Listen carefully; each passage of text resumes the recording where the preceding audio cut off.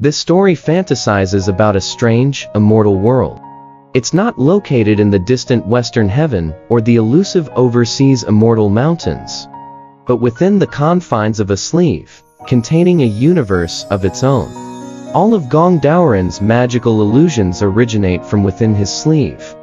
The sleeve serves as the adhesive for the plot, not only portraying various magical scenes, but also being able to assist in difficult childbirth. After Gong Daoren's departure, within the sleeve universe, Songling's romantic imagination is encapsulated, along with political aspirations akin to the peach blossom spring, offering an escape from the pains of reality and the troubles of the world, a dreamland for those burdened by worldly sorrows. There was a Taoist named Gong, without a given name, and his place of origin was unknown. Once, he went to seek an audience with King Lu, but the gatekeeper refused to announce him. An eunuch from the palace came out, and the Taoist asked to be introduced. The eunuch, seeing him shabby and untidy, drove him away. However, the Taoist returned promptly, angering the eunuch who sent people to chase him away. In a secluded spot, the Taoist pulled out 100 pieces of gold from his sleeve, and asked the pursuers to inform the eunuch, "Tell him I no longer wish to meet King Lu. I've heard that the flowers, trees, pavilions, and towers in the palace's backyard are the most beautiful in the world. If I could take a look, it would be enough to satisfy me." Then he gave them some silver coins, and they happily reported back. The eunuch was also pleased and led the Taoist into the palace through the back entrance, touring all the scenic spots. The Taoist followed, ascending to a tower. The eunuch leaned out of a window to enjoy the view, and the Taoist pushed him. The eunuch felt as if he was falling from the tower, but vines caught him, suspending him in midair. Looking down into the abyss, he felt dizzy, and the vines emitted a faint sound of breaking. Filled with fear, he screamed loudly. Several palace guards rushed over and were shocked by the sight. They saw the eunuch hanging high above the ground, the thin vines tied to the window frame. They attempted to rescue him, but the vines were fragile. They searched for the Taoist but found no trace. Left with no choice, they reported to King Lu. King Lu personally came to investigate and was astonished. He ordered that straw and cotton be laid down below the tower to cut the vines. As they were preparing, the vines snapped with a loud sound. The eunuch ended up barely a foot off the ground. Laughter filled the air. King Lu sent people to search for the Taoist and learned that he was staying at Scholar Sheng's house. They went and inquired, saying that he hadn't returned from his outing. On their way back, they coincidentally encountered the Taoist. They took him to see King Lu. King Lu hosted a banquet to entertain the Taoist and requested a performance of magic. The Taoist said, "I am a rustic man of the mountains, with no special abilities. Thanks for your kindness. I will offer a troupe of singing girls to wish the king well." After speaking, he took a beautiful woman out of his sleeve and placed her on the ground. The woman bowed to King Lu. The Taoist instructed her to perform the feast at Yaoqi as a birthday celebration for King Lu. The woman delivered a few opening lines, and the Taoist brought out another person who introduced herself as the Queen Mother. Eventually, celestial beings like Dong Shuangqing and Zhu Feiqiang appeared. Finally, the weaver girl came out, paid her respects, and presented a celestial robe, filling the palace with a radiant golden light. King Lu doubted the authenticity of the robe, wanting to inspect it closely. The Taoist hastily said, "It's not advisable," ignoring the warning. King Lu looked, and indeed, the robe had no seams, something not achievable in the mortal realm. The Taoist expressed his displeasure, stating that he had borrowed the robe from the Queen Mother with sincerity, and now it was tainted by worldly influences. King Lu also believed the celestial women were genuine. He considered keeping one or two, but upon closer examination, he realized they were his own palace singers. He questioned the songs they sang, which turned out to be unfamiliar even to the singers themselves. The Taoist burned the celestial robe, then placed the ashes into his sleeve. When he searched again, there was nothing. As a result of these events, King Lu developed a deep respect for the Taoist. He wished to keep him in the palace, but the Taoist preferred the freedom of staying at Scholar Shang's house. From then on, the Taoist frequently entered and exited the palace, but he always returned home before midnight. Occasionally, he stayed overnight when strongly urged. The Taoist often performed games during banquets, where the order of the seasons would be reversed.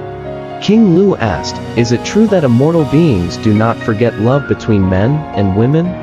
The Taoist replied, "Perhaps it is so, but I am not an immortal. My heart is like a withered tree."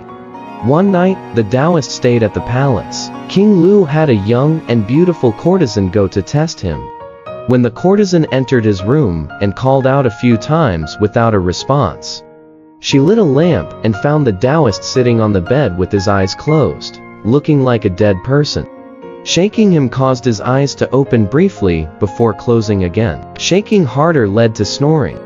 Pushing him caused him to lie down on the bed, sound asleep with loud snores. The courtesan tapped his forehead with her hand, making a sound like striking metal, and hurriedly reported to King Lu. King Lu ordered needles to be used on the Taoist, but they couldn't penetrate his skin. Pushing him had no effect either. Then a dozen people were brought in to lift him and throw him off the bed, making a sound like a 1,000-pound stone falling to the ground. When they checked in the morning, the Taoist was still sleeping on the floor. When he woke up, he chuckled, saying, "I slept so soundly that I didn't even know I fell off the bed." After that, the courtesans often playfully pressed on the Taoist when he sat or lay down. At first, he was soft, but after a while, he became as stiff as a stone. The Taoist frequently stayed at Scholar Shang's house, sometimes not returning until midnight. On occasion, Scholar Shang locked the door, and when he opened it in the morning, the Taoist was already inside, asleep. Earlier, Scholar Shang had a close relationship with a singing courtesan named Hui Ji. They had sworn to become husband and wife, but Hui Ji was summoned to the palace due to her exceptional talents.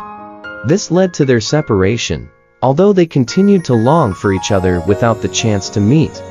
One night, Scholar Shang asked the Taoist if he had seen Hui Ji in the palace. The Taoist replied, "I've met those singing girls, but I don't know who Hui Ji is."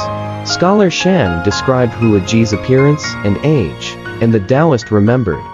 Scholar Shang pleaded with the Taoist to convey a message to Hui Ji when he saw her again. The Taoist smiled and said, "I am a recluse, unable to deliver messages for you." Scholar Shang persisted, and the Taoist opened his sleeve, saying, "If you must see Hui Ji, then step into my sleeve."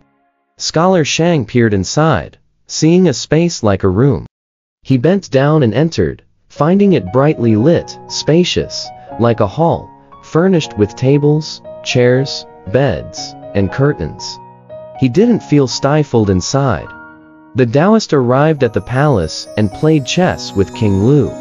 When he saw Hui Ji approaching, he pretended to brush dust off his robe with his sleeve. And then he scooped up Hui Ji and concealed her in his sleeve. No one noticed. As Scholar Shang sat lost in thought, he suddenly saw a beautiful woman fall from the roof. Looking more closely, it was Hui Ji. They embraced, delighted beyond words. They recited poetry together, and as they finished, 5 unfamiliar figures entered, wearing 8-cornered hats and light red clothes. They quietly carried Hui Ji away. Scholar Shang was terrified and confused. When the Taoist returned to his house, he called Scholar Shang out and inquired about what happened. Scholar Shang hesitated and didn't reveal everything. The Taoist smiled and turned his sleeve inside out, revealing faint traces of writing. As tiny as lice, Scholar Shang carefully identified the words, realizing that they were the verses they had composed. Over 10 days later, Scholar Shang asked the Taoist to take him back to the sleeve universe 3 times. Hui Ji informed Scholar Shang that she was experiencing fetal movement, but was worried. She had tied a band around her waist tightly, but in the palace, with so many eyes watching? What if she gave birth and the baby cried? Where could she hide it? She asked Scholar Shang to help her, and he promised. She described the Taoist's arrival as having 3 folds around his waist, telling Scholar Shang to ask for help when he saw the sign. Scholar Shang relayed this to the Taoist, who responded, "You want to see Hua Ji so badly that you're willing to go that far?" Scholar Shang begged, so the Taoist extended his sleeve, saying, "If you really want to see Hua Ji, then crawl into my sleeve." Scholar Shang looked inside and saw a space like a room. He entered, and it was spacious and well lit, free from stuffiness. The Taoist went to the palace and played chess with King Lu. When Hua Ji came over, the Taoist brushed his robe as if flicking off dust, then scooped up Hua Ji into his sleeve. No one noticed. Scholar Shang was lost in contemplation when suddenly, a figure dropped from the eaves. It was Hua Ji. They embraced each other joyfully. Scholar Shang suggested they compose poetry together. They wrote on the wall, "The mansion gate resembles the boundless sea. Who could know of my long-lost journey?" Hua Ji continued, "Who would recognize the scholar's path crossed anew?" Scholar Shang followed with, "Within the sleeve, a universe concealed, embracing loves, joys, all are revealed." Hua Ji concluded, "For distant ones, hearts hold them near, love, like the sleeve, always sincere." As they finished, 5 people entered the room, strangers with 8-cornered hats and light red clothes. They picked up Hua Ji and walked away. Scholar Shang was bewildered and didn't know what was happening. The Taoist stayed at Scholar Shang's house for some time. Then, he suddenly said to Scholar Shang, "You should keep a portion of the old clothes you've collected for your own use. When I'm gone, don't forget." Scholar Shang found the Taoist's words ominous, but the Taoist didn't say anything further and left. When the Taoist returned to the palace, he told King Lu, "I am about to die." King Lu was surprised and asked what was wrong. The Taoist replied, "Life and death are predetermined. What more can be said?" King Lu didn't believe him and insisted on keeping him. The Taoist had just finished a game of chess when he suddenly got up to leave. King Lu tried to stop him. The Taoist asked for a place to rest in another room, and King Lu agreed. The Taoist lay down hurriedly, and when King Lu checked later, the Taoist had passed away. King Lu provided a high-quality coffin and followed local customs to bury him. Scholar Shang mourned at the gravesite, finally realizing that the Taoist's earlier words were a forewarning. Scholar Shang's eldest son died at a young age, leaving only his second son, Shu Sheng, to carry on the Shang family's legacy and lineage. Because of this, Scholar Shang admired the Taoist's foresight even more. Yi Shi remarked, "The universe within a sleeve is likely an allegory from ancient times. How could it actually be true?" Nonetheless, the Taoist's sleeve was indeed wondrous. It contained the universe, the sun, and the moon, where one could marry and have children without the burdens of rent, taxes, or worldly troubles. Just like the fleas and dogs in the peach blossom spring. What's the difference? If people were allowed to live there indefinitely, dying of old age would be appropriate.